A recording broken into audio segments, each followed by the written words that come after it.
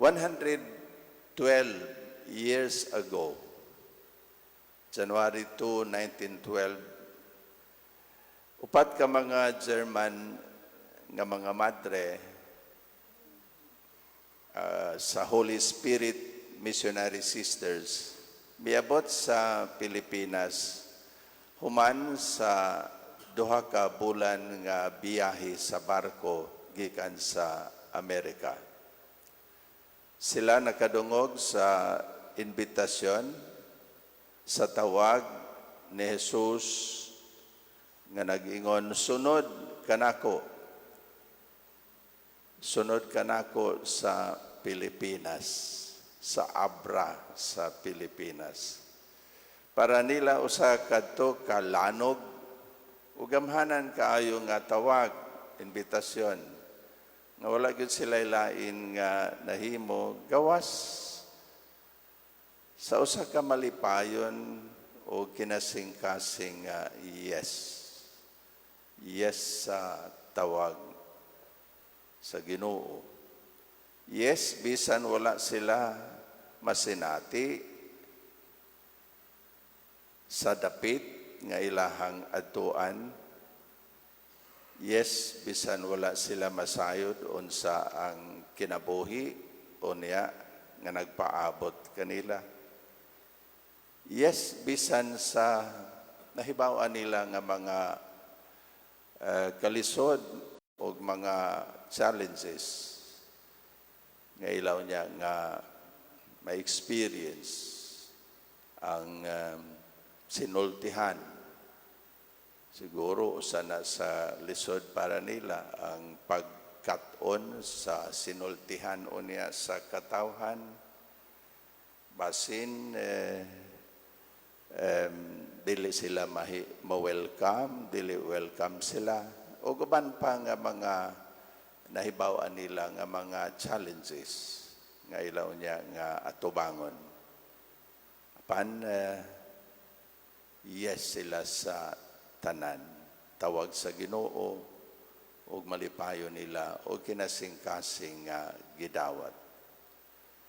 Silibi pod sa Ebanghelyo karon natandog sa tawag ni Jesus kaniya, sunod kanako. Ug yes, gyud si Levi, si Mateo. Gitawag siya nga mahimong apostol o ebanghelista o yes siya. Walang atrasan. Tungod kay kobrador siya sa buhis, gila siya nga makasasala, dakong makasasab sa sala. Gisaway siya sa mga Pariseo kay lagi dili angayan nga makig-uban ni Jesus, dili angayan nga makigsalo og kaon ni Jesus. Apan wala kinitagda ni Mateo, ni Levi. Ang importante niya mao si Jesus. Usahay mao kini ang mahimong babag usahay sa usa ka tawo pagbalik ngadto sa Ginoo. Ang mga daotan nga isulti unya sa mga tao bahin niya. Usa ka makasasala nga makita nimo nga mosimba, lain ang tinan-awan sa mga tao kaniya, di ba? Nganong niya man ni? O pari makig-uban, makighugoy-hugoy o mga makasasala, mo question usahay ang mga tao nganong nakig-uban-uban man siya anang makasasala. Sa ko nang giingon para ni Mateo, para ni Levi, wala niya tagda ang mga pagsaway sa mga tao. Ang importante niya, mao si Jesus. Ang pangandoy ni Mateo, ni Levi, mao nga dawaton siya. Ang pangandoy niya, mao kanang katilingban, gingharian, din gidawat siya, welcome siya. Ug hikaplaga niya kini ni Jesus.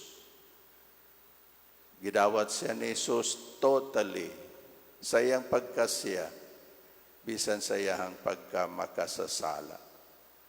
Si Jesus nakig-uban og mikaon kuyog sa mga tao nga gitamay o gibiay-biay.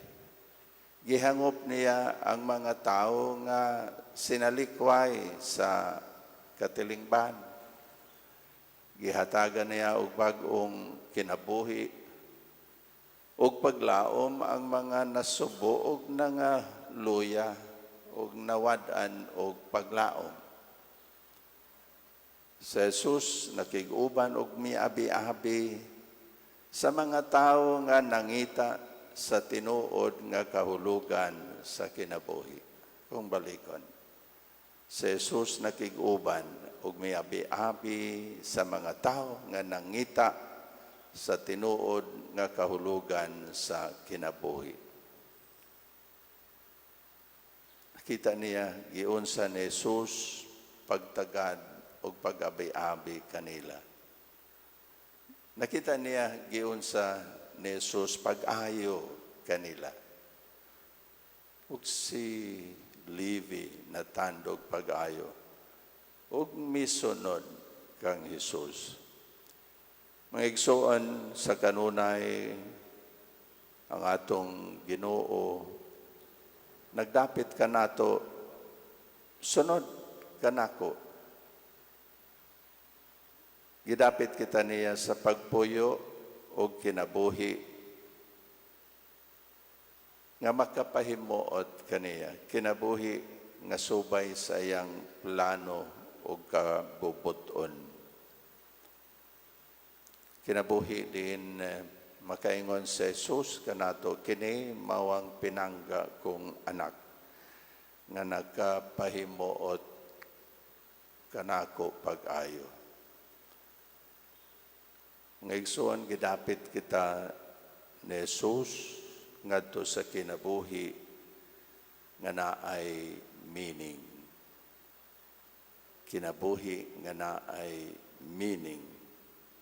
Ug si Jesus lamang, diha lamang ni Jesus masinati ang kinabuhi nga makahuluganon.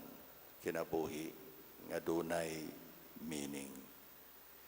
Sunod ka nako, si Jesus nag-ingon ka nato, nagdapit ka nato. Hinautunta nga ang atong tubag.